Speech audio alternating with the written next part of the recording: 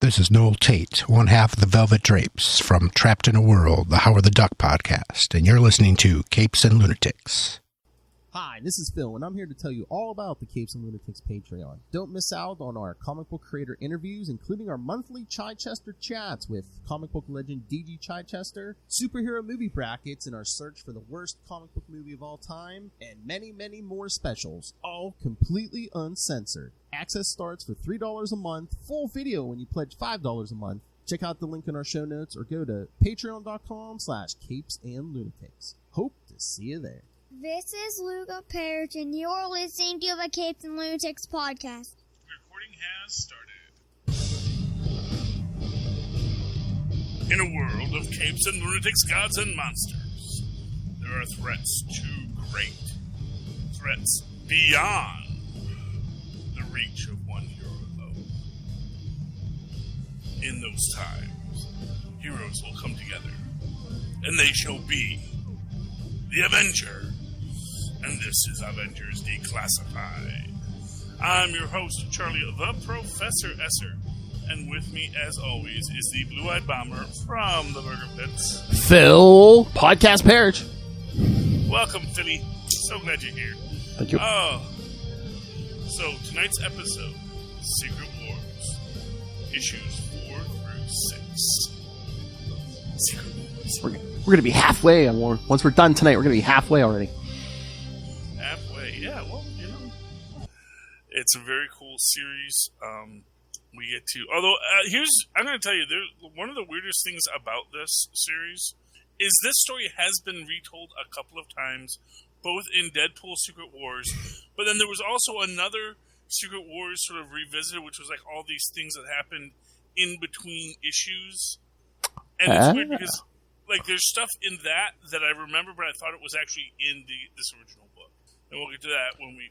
You know what? I haven't even reread it in a while, but there was also an issue of What If, like the second series, like towards the end, where I think it was basically like, oh, what if they never went home? Oh yeah, I know. That's the one where Thor, yeah, Storm gets Thor's hammer, and yep. And some people start pairing up and having kids. Yeah. Yeah, as you do. Okay. But Philip, can you give us the synopsis of issue? All right, number 4. Secret. This is the classic Hulk Holds the Mountain. That's right. So, Secret Wars number 4 from August 1984. Situation hopeless. It does look that way. Yes. Writer Jim Shooter, of course. Best writer. Penciler Bob Layton, inker John Beatty, colorist Christy Sheely, letterer Joe Rosen, and editor Tom DeFalco. Good old Tom. That's right. Can't go wrong with Tom DeFalco. That's what I always say. Oh, all right. What happens this week? The forces of Doctor Doom have forced the gathered heroes to flee and then destroy their headquarters. A victory for Doom and his minions in Beyonder's ongoing secret war.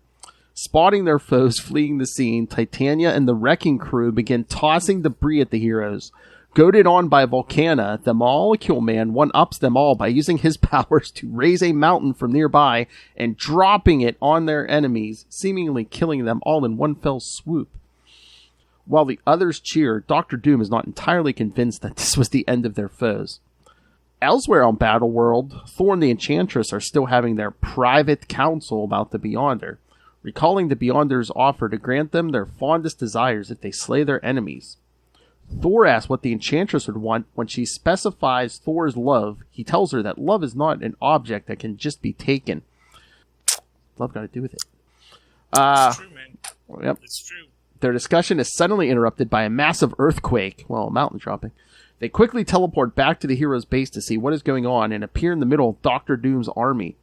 When Doom demands the Enchantress choose a side, she hesitantly sides with Doom and the others attack Thor. While the villains keep Thor on the ropes, Doom commands Ultron to use his disintegrator ray to destroy Thor.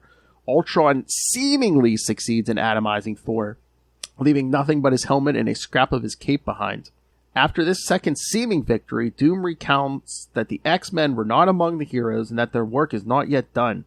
However, he pauses to deal with some more pressing business first.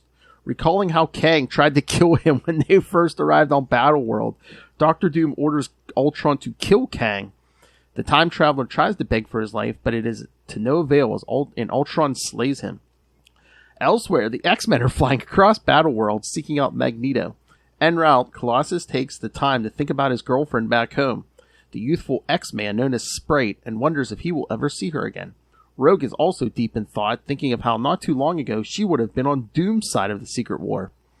As the X-Men prepare for whatever their encounter with Magneto will bring, the Master of Magnetism using his powers to create a mental comb for his guest the Wasp to comb her hair with. Suddenly the pair are interrupted by the arrival of the X-Men. Xavier asks Magneto to join him, telling him of the good they can do if they operate as a third force outside of Captain America's group. Magneto agrees, suggesting that they use the Beyonders' offer to create a golden age where mutants rule over humans. Hearing this, the Wasp drops her pretense in being interested. Hey, it's House of M. Exactly, yeah. But the Wasp drops her pretense on, was she faking this whole time? In being interested in Magneto and attacks. She then manages to slip past the X-Men and get to their ship, but finds it incredibly difficult to control. When Magneto tries to stop her from escaping with his powers, Xavier stops him, recounting how he made a grave error erasing Spider-Man's memories earlier, and that they should not interfere with the others, that using evil means does not justify the good intentions. Meanwhile, buried under tons of rock are the heroes, who have survived thanks to the Hulk holding up the rock with his strength. However, with a number of them injured and a limited supply of air, time is running out before they either suffocate or get crushed to death. Quickly thinking, Mr. Fantastic cannibalizes some of Hawkeye's trick arrows, Iron Man's spare parts, or spare power pack, and one of Spider-Man's web shooters into a device that allows the Human Torch and Captain Marvel to channel their powers through Iron Man's armor. The device works and boosts Iron Man's armor significantly to blast their way free from the mountain. Upon getting free, the heroes find Thor alive and well, and he explains he escaped a certain death by temporarily blinding their foes and making a hasty retreat. Needing medical attention for some of their allies, Captain America sends Captain Marvel off on a recon mission to find some place for them to go. Marvel finds a village at the base of the mountain where Galactus is standing. Soon the other heroes arrive, and the locals prove friendly and immediately take in the wounded champions. They quickly discover that one of these aliens, Xanshi, can heal with a touch. When she heals the Human Torch, he is instantly attracted to her. Later, Ben Grimm... What? You have something for Donnie? Well, it's just... even Rhodey calls him out. Oh, That's yeah. what I'm saying. Yes. Well, I guess he's single at this point, Yeah. Later, Ben Grimm goes to Reed to express his concerns about being so close to Galactus when suddenly he transforms into the Thing again. When Ben asks why this is happening, Reed hesitantly tells him that he'll think about it. However, he knows more than he is letting on. Mental block. Oh, yes. Reed then turns his attention to Galactus and is horrified when he sees the World Devourer raising his hands to the sky. What's he building? Dun, dun, dun. So a lot to unpack here. Okay. There's a lot, yeah. Well, it's a lot. It's a lot of a lot. Okay, was it this issue or one of the next ones where she's just, or Xanshi or whatever, she's like, Johnny's like, oh, you want me to sniff this? Okay, I'll sniff this. I'm like, well, really? Yeah, that's next issue. Next issue. This issue, that's just them meeting, and she's talking in her weird alien language that nobody understands, which is weird because they usually can talk to people, but whatever. We'll work with it. It's better if nobody speaks the language, Mm-hmm. The Beyonder does not will it.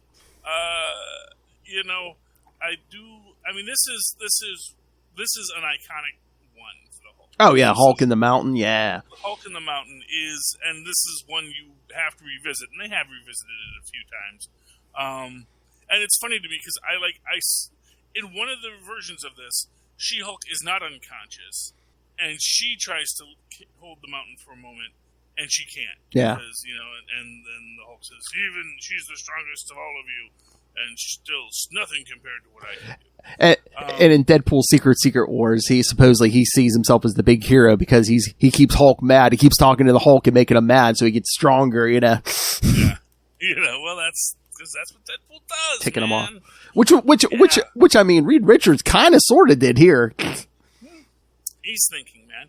Because at the end of the day, it's just that reality of it that I love just Reed Richards. Like, oh, okay, well, hey, Iron Man, let me take a look at that armor real quick. And, Hawkeye, get any arrows you have that have, like, transistors in it. And, yeah, Spidey, give me your web shooters. The box of scraps just blows their way out, And that's what Reed Richards does. Because it's like, at the end of the day, man, I don't have time to humor you, Banner. It's, yes, I know you're a very smart person, Banner. I wouldn't doubt that for a minute, but, Well, like I always say, the rest of them, I always see it's like everyone has their specialty. Like Tony Stark's technology, Banner's like got radiation, specifically gamma rays and stuff. Everyone has their own specific specialty. Reed Richards is like a jack of all trades. That's why he's... Yeah, and he's also better at all of them than, except for one thing. There's only one thing that he acknowledges. He is not the best. That is radiation, because there can be only one. Oh, God, yes. We all know it. It is true. Yeah, I mean, this is neat. We start to see the first blossoming flutters of attraction between Volcana and Owen, which I like. That's a very sweet aspect of this. And what I really like about this issue is just that idea of how powerful Owen Reese is. And that's going to kind of become sort of this theme throughout the rest of it. Mm-hmm. Is like, when he says he's the most powerful being in the universe, he's not lying. No. He's not lying. Just because you see him as this little milksop, that doesn't make him one. It's like he could very easily turn you all inside out. I mean, not even just for for another ally with powers, but do you think did Doom see this coming? Did Doom maybe create or maybe he created Volcana and Titania, give him the upgrades and stuff, just be like, he's probably going to go for one of these women, it's probably going to boost his ego, because when he first gets here, it's like, I don't know if I want to do this. Is this Doom's way of, maybe getting him more on his side and just, Yeah. I mean, what I will say is, it really strikes me that these two women were selected because they were kids who were bullied, mm-hmm. that he felt he could turn, give superpowers and have them be evil. And it's interesting because we really kind of see them, we see Volcana in this much more of the aggressor in all of this. And it is interesting because you think about how these characters evolved as their stories went on. But that's also one of the things I think is really interesting about this, because from what we learn later, like, the Beyonder kind of wanted everyone to be like they were in the memories he saw. Which is, why Charles Xavier, he's a bit more brash, he's a bit more... And, like, I feel like the Beyonder is changing everyone just a little bit. Making them be more like the toys that you could buy at your local store.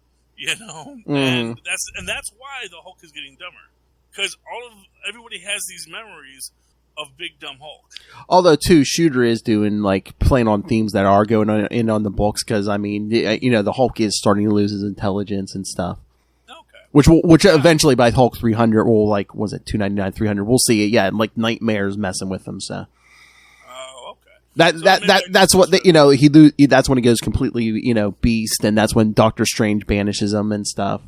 Oh yeah. Yeah, that's what this is all leading to for the Hulk. Yeah. Okay. Anyway, still it was fun. Yeah. But yeah, and and hey, if nothing else, you might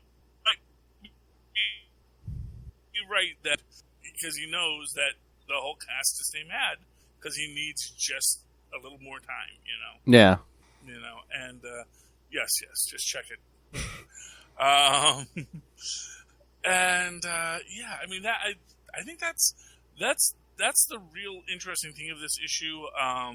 They get out from underneath the mountain and they meet the tribe of aliens. What's interesting is we still haven't gotten to Denver, Colorado, or is it Denver or Dinosaur? I always forget.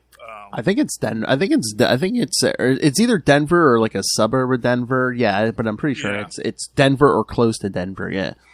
Yeah, and it's also weird that nobody has figured out that there's parts of Earth here yet. So that's interesting. Anyway, Want to move on to issue Five. issue 5?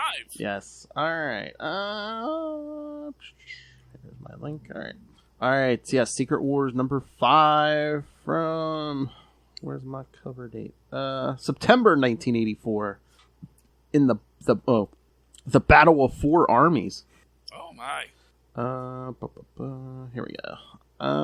Mr. Fantastic's worst fears have been realized. Trapped on Battleworld by the Beyonder, Galactus has summoned his world ship so that he can consume this patchwork world and sate his hunger. Although this is an awesome sight, the assembled heroes try to figure out what to do next. The healer named Xanshi is in a panic, so the Human Torch tries to calm her down. However, there is a language barrier between the two of them. In order to break past them, Xanshi takes Johnny takes her to her home, where she opens a bottle containing a strange gas that allows them to meld minds so Johnny can tell her what's going on. He recounts how they are gathered by the Beyonder to battle to the death, blah blah blah, and attain their heart's desire, leading to a clash with supervillains being led by Doctor Doom. This resulted in the injuries the hero sustained before seeking Xanshi's help. Elsewhere, the X-Man known as Colossus tries to sleep, but cannot help but think about his girlfriend, Kitty Pryde, whom he left at home. His thoughts about her are quickly cut off by the telepathic summons of Professor X. Colossus joins the rest of the X-Men in meeting with Xavier and Magneto. With the threat of Galactus becoming apparent, Magneto orders the X-Men to attack him in order to distract the World Devourer long enough for Magneto and Xavier to take a more subtle attack. When Wolverine balks at taking orders from Magneto, Professor X tells his team to follow Magneto's orders. Meanwhile, the Molecule Man and Volcana are bonding and growing closer together. As they walk past the Wrecking Crew and the Absorbing Man, Pal Driver decides to pick on the Molecule Man. When none of his friends back him up in bullying the Molecule Man, Pal Driver learns why, that it is not a good idea to make him angry. Owen Reese channels his powers to change Pal Driver's costume into an ultra-hard metal, causing him to fall over. Adding insult to injury, Pal Driver has his face pushed into the mud by Volcana, and they leave him to be ripped out of his costume by the others. As the others just begin to notice Galactus' world ship hovering over Battleworld. Dr. Doom has long since been aware of its arrival and is busy working on a plan to use this to his advantage. His work is interrupted by the Enchantress, who tries to seduce Doom by offering to repair the damage done to his face. Doom resists her offer and tells her to be gone. Frustrated by being rejected by a mere mortal, the Enchantress teleports away. As Magneto and Xavier channel their powers together to try and establish telepathic contact with Galactus, the heroes gather at the base of his mountain, decide what to do next. Mr. Fantastic figures he can try to reach out to Galactus, as he has recently saved the World Devourer's life. However, neither ploy works, and Galactus rebuffs telepathic contact and causes a section of Magneto's base to explode, while also blasting Reed aside. Seeing the heroes as pests, Galactus unleashes a robot to keep them busy, while he begins forming the device he needs to consume Battleworld. Although the heroes manage to destroy the robot set upon them, they are suddenly attacked by Dr. Doom's villains. While the battle rages, Doom watches from a distance. When it appears that his minions are going to succeed, the heroes are saved thanks to the timely intervention of the X-Men. The sheer force of the battle is enough to temporarily distract Galactus from his work, and while the World Devourer's head is turned, Dr. Doom quickly pilots his ship to the world ship of Galactus. Doom's minions are forced to flee, but not before seriously wounding Colossus. When the battle is over, the X-Men pull back, but are forced to leave their comrade behind. Although Wolverine protests this, Xavier points out that Colossus' injuries were serious enough that to move him would have killed him, and that the heroes have a healer on their side who can save his life. In the aftermath of the battle, the heroes find Colossus and see that he needs medical attention. When they get Xanshi to heal him, Colossus is taken by how beautiful she is and grows instantly jealous that she happens to be interested in the Human Torch. Colossus then pretends to be in even more pain in order to get more of her healing touch. Meanwhile, as Mr. Fantastic and Captain America fear the worst about Galactus, they are unaware that Dr. Doom has gained access to his ship. From within, Doom hopes to find the tools he needs to defeat both Galactus and then the Beyonder. Suddenly, his attention is drawn towards something of great interest on one of the walls of the ship. Dun dun dun. So, yeah, I mean, this is your classic action-packed adventure. And, to be fair, things were kind of never fair once Galactus is on it, because literally all Beyonder is saying is, hey, why don't you eat everyone, and then I can do whatever the heck you want. And I mean, I know it's a story, and I know it's hard to convince everyone, but shouldn't everyone's first agenda been like, oh, hey, how about everyone here teams up? Villains, everyone, X-Men, everyone team up. And first thing, let's take out Galactus first. Then we can fight amongst ourselves if we have to, but I guess, they would have had the Molecule Man on their side. Yes. So that would have been the only thing that would have actually, and you'd have Doom and Reed, yeah. Yeah. Okay. The only reason why Reed ever defeated Galactus was because the Watcher helped and, got him the ultimate nullifier. I was going to say, Johnny, go get the ultimate nullifier, okay? But that's the thing. It's like, I don't know that Johnny would be able to find it again, even if he wanted to. Oh, yeah, dude. Galactus is hiding that this time. Yeah. I mean, that's the thing. It's like, I don't even know if all of the heroes and the villains together united against Galactus would have worked, unless you're going to, have it be the Molecule. But at this point, his powers can't affect organic things. Yeah. Because it's like, he could have really messed up Pile Driver.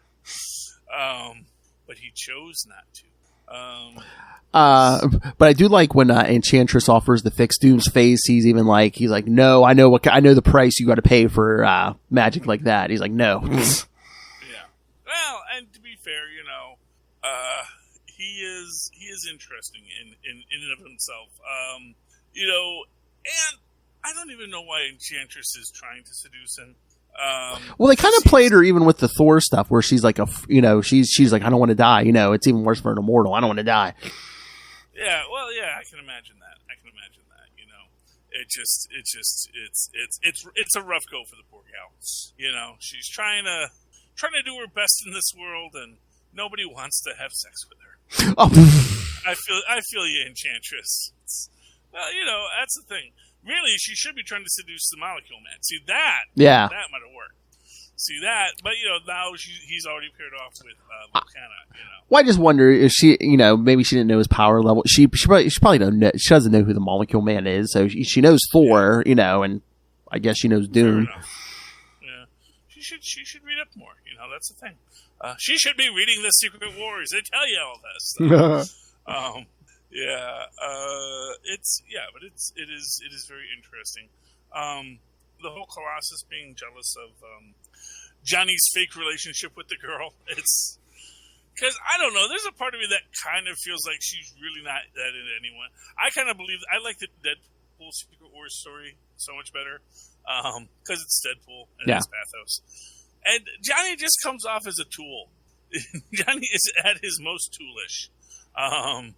But I do love my Rhodey Iron Man, so that's good for all this. I love Rhodey as Iron Man. I am really hoping we are going to be seeing him in the actual Iron Man armor. Yeah. That he's going to take on that image of Iron Man. The only reason I don't know if they would do that is because we are getting Riri Williams as Ironheart. So I don't know. I guess they could both be in similar looking armor, but I just wonder if they're just. It's just going to go straight to, Riri Williams. Yeah. Well, we're gonna get Armor Wars. We're gonna see something, but I get the feeling he's probably got access to all of Tony's, extra bots. Yeah, between him and Happy, yeah, and Pepper, yeah. Mm-hmm. Yeah. So that'll be interesting. And you want to go on to issue 6? Yes, sir. All right. So last one of these for tonight. Secret Wars number 6 from October 1984. A Little Death. In French, that means orgasm. I know. See, Shooter. Shooter, you're trying to sneak it past the code. That Shooter. After trying to escape the X-Men, the Wasp finds herself trying to get her escape ship under control. Unable to figure out the strange controls, the Wasp ends up crashing the ship. Unsure of where to go, she finds a holographic projector that shows her a nearby dome, and she decides to shrink down the wasp's eyes and try to locate it. On her way out, she turns and uses one of her bio-stings to destroy the ship. Flying into a nearby swamp, she fights off some aggressive insects and finds the dome that the ship showed her earlier. Returning to human size, the wasp tries to figure out what to do next, and when she is suddenly attacked by the lizard, hanging out in the swamp. Meanwhile, aboard the world ship of Galactus, Dr. Doom uses a device there to draw a strange energy he detected within the walls of the ship. To his surprise, this energy reforms into Claw, the so-called Master of Sound. Yay! Good old Claw. We need more villains. Shooter demands more villains. Yeah, well, yeah, you got more toys to make, Phil. That's right. You know that. Much to Doom's dismay, Claw's mind has been affected by the ordeal, but Doom learns that Claw got trapped during a battle with Dazzler. You will do that. Why, if you are a sound master, would you fight someone whose literal power is to convert sound into light? Which they showed in the flashback panel. She literally turns, absorbs him as energy and shoots at a Galactus. So. Yeah. Lucky Galactus didn't digest him, I guess. Yeah, well, maybe he did, but he's a superhero human. He just passes through. No nutritious content. He's like fiber. True. Claw, during a battle with Dazzler, the mutant used her powers to convert his sound form into light energy, and she then absorbed into her body. Later, when she was abducted by Galactus, she used that energy to try and attack him, but the energy did nothing, and Claw's form became trapped in the wall. Finding Claw of no use to him, Doom then continues to find something that will help him stop Galactus and then the Beyonder. Finding a control monitor, Doom views the events on Battleworld. He sees the gathered heroes regrouping after their battle with his minions, who have now fled back to Doom Base, while Galactus himself continues to prepare the device that will help him consume Battleworld. Doom quickly formulates a plan to spoil Galactus' plan and uses a teleporter to send Claw down to the planet to deliver a message to his minions. When Claw materializes in Doom Base, he recites a code word that convinces Ultron that he was sent by their mutual master, prompting the gathered villains to listen to what Claw has to say. Back in the swamp, the Wasp realizes that the lizard has attacked her out of fear due to the fact that he has been injured. Convincing the lizard that she means no harm, the Wasp manages to get close enough to him to treat his wound. While back at Magneto's base, the X-Men have returned to salvage what they can after it was blasted by Galactus. Feeling weak, Xavier decides to take a moment to rest. He then reaches out with his mind telepathically to see what the villains are up to. Before the Enchantress detects his presence and uses her magic to knock him out, or block him out. Xavier learns how the villains are planning to cause a volcanic eruption on the other side of the planet and summons his X-Men to venture out and stop them. When he puts Cyclops in charge, this angers Storm as she is the leader of the X-Men. But when she confronts Charles with this, he warns her that if she refuses to follow his orders, he will not be against using his mental powers to force her to follow his bidding. Yeah, he's not a villain, huh? Storm he's getting pretty dark, man. I know. Storm concedes, but she still believes that he is leading the X-Men into defeat. While at the Heroes Camp in the alien village, Colossus continues to recover from the injuries he incurred in the last battle. He finds himself torn between his feelings for his girlfriend Kitty Pryde back home and these new feelings he has for Xanshi, the alien healer who has saved his life. When she comes to heal him again, he tries to open up his feelings for her, but the language barrier prevents her from doing so. When she goes to depart, she's picked up by the Human Torch, who does some aerial tricks with her before kissing her and taking her away, making Colossus grow even more jealous. Elsewhere, Captain America is planning strategies with Mr. Fantastic, the Hulk, the Thing, and She-Hulk. When She-Hulk demands that they go looking for the Wasp, who is still missing, Cap assures her that Captain Marvel was searching for them.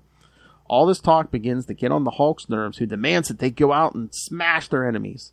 Not far away, Hawkeye is preparing some traditional arrows after the last of his trick arrows were used to boost Iron Man's armor.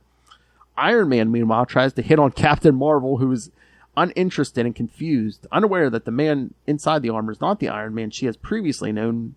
For himself, James Rhodes wonders what has come over him and complains about his from his head hurting, which has been happening a lot recently since he took over the mantle of Iron Man. Yeah, dang. Stark's circuitry just doesn't. Well, that's what he thought it was. He thought it was the cybernetic circuitry, but it turns out it's like his own issues where, I don't know, on some subconscious level, he feels like he stole Tony Stark's armor, even though a drunk Tony Stark's like, here, you be Iron Man, I'm too drunk to do it, you know? Yeah. There's a lot of things. Is that a later retcon? Because I know that at a point it was that there was a flaw in the original armor that if you weren't Tony Stark... Well, actually, no, I even think that there was some thought that that's why Tony became an alcoholic was because of this flaw in the armor, that the cybernetic interaction just wasn't working out right. I don't know about Tony, but for the longest time, they're like, he's like, yeah, and then once it, I think Tony himself adjusts it, and then he still starts having headaches, and eventually, I believe it's an issue. Yeah, Rhodey meets Shaman of Alpha Flight, and it basically comes to terms with all of it. Yeah. Oh, that's nice. Yeah. Okay. All right. A little more. At that moment, the X-Men attack the villains at the volcano and attempt to foil their plans. During the ensuing battle, Wolverine manages to get close enough to the Molecule Man to slash him across the chest with his adamantium claws. Although Cyclops blasts Wolverine's arm to prevent him from striking a fatal blow. Although the villains retreat with their injured comrade, the X-Men were too late to stop them from their appointed task and are forced... No, they weren't too late. Cyclops is like, I think you're trying to do this to mess with Galactus, so maybe we should, open up this volcano. Yeah. When the volcano begins to erupt. While back at the swamp, the Wasp finishes binding the Lizard's wounds when she is suddenly shot through the chest with a laser beam fired by a massive vehicle piloted by the Wrecking Crew. When the Lizard tries to attack them, they immobilize the creature with a stasis beam and take the two prisoner, even though they believe the Wasp is dead. Back at the heroes' camp, things appears even grimmer when they see that Galactus has almost completed his planet-devouring device. As they contemplate what to do next, they are unaware that a shadowy figure is observing their movements. Dun dun dun. Someone's first appearance next week, kid. Yes, from the cast, a costume. Is that next issue, or is that the issue after? Well, there's two appearances. No, in 2 issues we get the symbiote. Next issue we get the first appearance of Julia Carpenter. Okay, because I can never remember if, because he says, it must have influenced, seeing her must have influenced... Yeah, because she shows up in 7, and then that suit pops out in 8, yeah. Yeah. I mean, it's interesting. The one thing I always come back to in this is, why were there not more Secret Wars playsets? I know. They're clearly designed like a dozen. It's the dome with the lizard. It's like you could see Jim Shooter's mind working this. Okay, we need like 6 bases. We need a Magneto base that we can sell, and then a General Hero base, and then when that gets blown up, we need another base. And it just seems like I think that Jim had some grand plans for this, and the toy market wasn't there for it yet. Or unless you just throw out a ton of... Yeah, or unless it's... Unless it's just you throw out a ton of stuff and the toy company just picks what picks and chooses. But it was mostly figures. There weren't even that many vehicles or bases. Yeah. I don't even think there was a base. I mean, they might have had a Doom base. I don't know. It's like, but I'm disinclined to think that there was. Wait a minute. I think there was supposed to be a Galactus figure, but I don't think they ever made it. Yeah, I don't remember seeing one. Yeah. I think that was like the rumor for like the big toy of the third set, Oh, that might have been like one base. It's basically almost like just like a tower, It actually looks like it's made of cardboard too. Could be.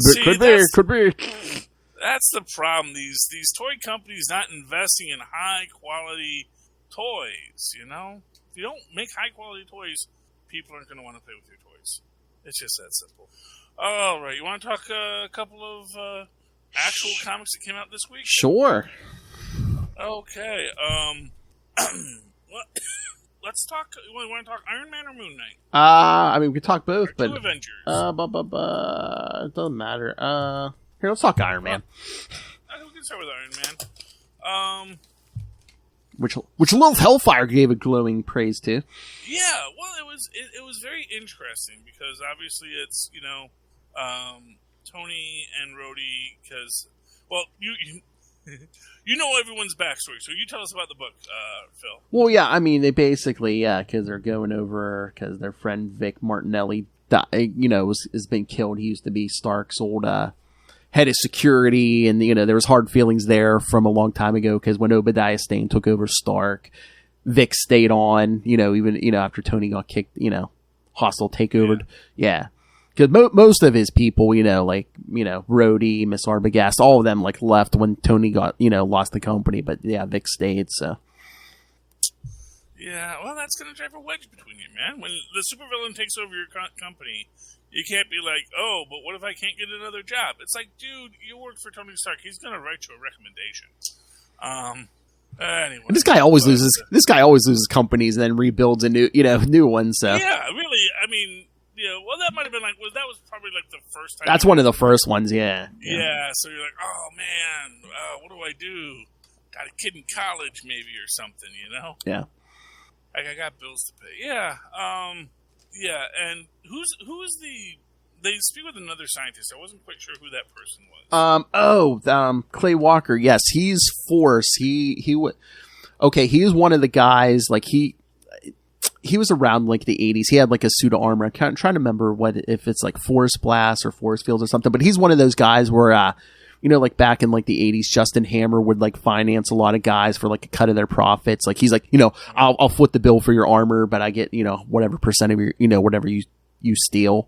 He was one. He was one of those guys. And then right before the first Armor Wars, he's no, I want out. So, Tony and Rhodey helped him get get out and get out. Basically, he went into witness protection and stuff. Yeah. Okay. And then enter Titanium Man. Yep. So here's the question, because this is what it confuses me a bit in this, because we have this Element 13, which was apparently. Oh yeah, you know what? Yeah, because they say it's the one that killed Captain Marvel. I mean, it didn't kill him right away; it knocked him out for a while, but then eventually it gave him That's what gave him cancer. Yeah. But what makes me wonder about this, given that reveal we get at the end? Yeah. Do you think Tony hired Boris to come in the Titanium Man armor? Oh. To sort of just do a little rope-a-dope fight so that we could have that Chemical 13 released? I don't know, because it's didn't they say they found traces of his armor or something at the murder scene or something, or did Tony plant that at the murder scene? I mean, that's the question. Maybe Tony actually murdered Oh, fake no. I mean, really, that's the thing. You never know with Tony Stark. I mean, unless they stage that the fight later on. I don't know, but I just took it as oh hey, he's trying to gas me. Here's our opportunity to make it seem like I'm out of action. Yeah, but I mean, because Titanium Man got gassed too, right? Did he? I thought that was the whole thing, was that someone was gassing Titanium Man. I kind of got the feeling that they both got gassed. Well, no, I don't know if that was just smoke, because Rhodey just opened fire on him with everything he had. So I don't know if he was just smoke. The armor's just smoking. Okay, that would make sense. I read these things on a tiny cell phone screen sometimes. Yeah. So I miss the details. I mean, the smoke looks similar to the gas, so. Yeah, but right now, I'm thinking this was all staged. Even just oh no, not my one weakness that killed Captain Marvel. Wink, wink. Now I'm in a coma and stuff. So, but that also raises the question: whose body is that? Who's playing the? Is that just a really, really, really good LMD? Either that, or once Patsy and Cap visited, then Tony left the hospital. Who knows? Mm-hmm. It's interesting, man. It's interesting. Or unless he just healed enough and he's yeah, let's keep that quiet, because like I said, Gaff knocked Captain Marvel out for a while, but eventually he recovered. I mean, well, years later gets cancer, but yeah. Well, but see, what I'm wondering is I kind of felt the implication was that there's still a body in that bed. Whose body it is, we don't know, and Tony's now out here in the cell suit. And that could be exciting. And next issue, in the cover at least, he's got the Mandarin armor, all 10 rings. They may have added rings to Shang-Chi, but we still have the originals, so we're gonna see how that works. Okay. I mean, I kind of like that. It's like, oh, hey, the Mandarin's dead, but yeah, those rings are still a threat. Well, they are. I mean, really, Mandarin wasn't like, gifted them. No, he just found them, yeah. Yeah, literally anyone can put the rings on and just go pew, pew, pew, pew, pew. The amazing power of pew, pew. And then, Moon Knight was also a great little Crossroads of the Mind episode. Mm-hmm. And it is interesting, especially because Moon Knight's in the middle of a fight while this is all going on, right? Yeah. Mark, he's getting beat up by these two people. Yeah, Mark, Jake, and Steve are are having a chat while Moon Knight's fighting. Yeah, which is just like, oh, okay, man. I mean, I guess it doesn't exert that much concentration or brain power. I don't know. Well, I mean, my thoughts in this is that this is obviously an artist's representation. Oh yeah. Of the complex psychological drama that's playing out within him at all times. And I do like this idea that the other two Walters were like, man, we're not the ones that screwed you up all the time, man. Yeah, no.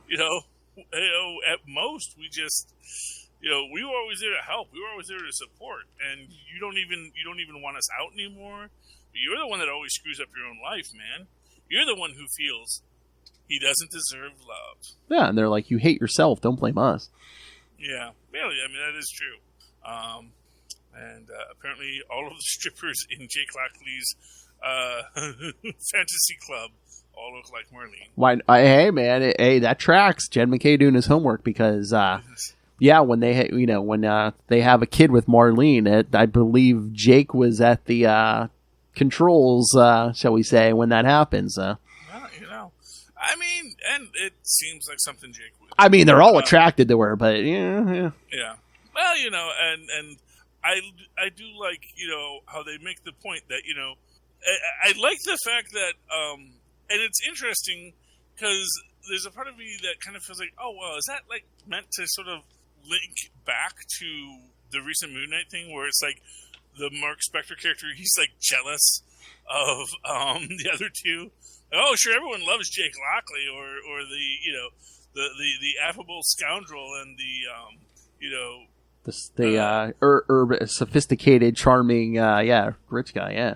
Yeah, and it is sort of like, oh, okay, yeah. So it's like Moon Knight just really, he's jealous of his other alters. Like, Mom always liked you best. It is interesting. But apparently because he will not. Although I also like the little thing. I guess he's attracted to the vampire lady. Well, I think more as like a friend. But he's like, I don't want to lose her or push her away or whatever. I guess. Yeah. And he's like, well, at the beginning, he's like, I don't need you guys complicating my life. He's like, I have Black Panther watching me 24/7. Mm-hmm. Yeah, really, Black Panther is not amused. But they do make the point, like, yeah, and this is all because you did this stuff, man. You went off the rails. Age of Khonshu, that was you, my friend. Yeah, it was all him. It was all Mark Spector, man. We weren't even involved. We didn't even get a cameo in those stories, man. Exactly. Oh. But as it turns, I mean, I think it's interesting that obviously because of this, and for it not taking that much mental energy, it apparently didn't help him because he got his butt royally kicked by the villains he was fighting. Fortunately, Tigra and Hunter's Moon shows up and save him, as it were, which is good. Because I mean, obviously, if Moon Knight died, it wouldn't be a very good book anymore, now would it? No, but at the end, Mark even says, he's like, if we're going to fix things, we're going to have to do it together. That's what you got to do. I mean, that's the thing. That's what the personality's got to do. Just like at the end of Moon Knight, Exactly. Where Mark and, what's his name? Steven? Mark and Steven sort of figure out how to flow between themselves and to be both at the same time. So that was cool. It was. These were two very good books, I felt, for the Avengers this week. We did not a lot of Avengers books out this week. Mm-mm. I mean, I guess you could count a Zero War. You know, they do say Avengers Assemble in it very quickly, so that's always good. But there weren't a lot of Avengers books out, but I think what we lacked in quantity, we got in quality. Oh, yeah. So, Philip, if people like the Avengers, want to talk the Avengers or Secret Wars with us, how can they find us? Well, if you want to send your thoughts on any of the current comics or even Secret Wars, email us, CapesandLunatics@gmail.com, or call the voicemail, 614-382-2737. That's 614-38-CAPES. And you can get a hold of us on all our social media, Avengers Declassified's on Facebook, on Twitter. The whole Capes and Lunatics as a whole is on Instagram. Find all our social media for all our shows, the YouTube channel. We also have a Patreon. Again, paying for this ourselves. Every little bit helps. But you get early access to creator interviews and, of course, superhero movie brackets, where we will find the worst superhero movie of all time by the end of the year. And also, Capes and Lunatics and Capes and Lunatics Sidekicks merchandise. And as Lilith likes to point out, just straight up Cash App in the show notes if you just want to drop money on us. So yes, find everything at Linktree, linktr.ee/Capes-and-Lunatics. And, of course, if you'd like to write to me in that old-fashioned email way, where our mothers and fathers once did, you can always do so at superconnectivityblog@gmail.com.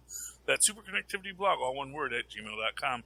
Of course, follow me on the Twitter as I live tweet things like Stargirl, because it's coming back, at Charlie Esser.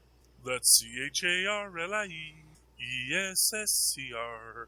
It's the two E's in the middle. For quality. Bing! Thank you, Maz. And that has been another episode of Avengers Declassified. This podcast will self-destruct. Kaboom! Yeah, eventually, It's... Galactus will eat this podcast. Oh, that's a spicy podcast.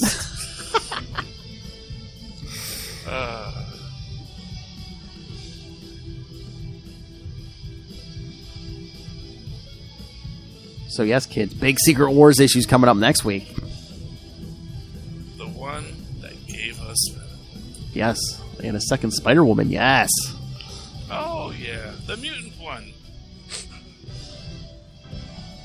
Although that's not revealed yet. Stay tuned.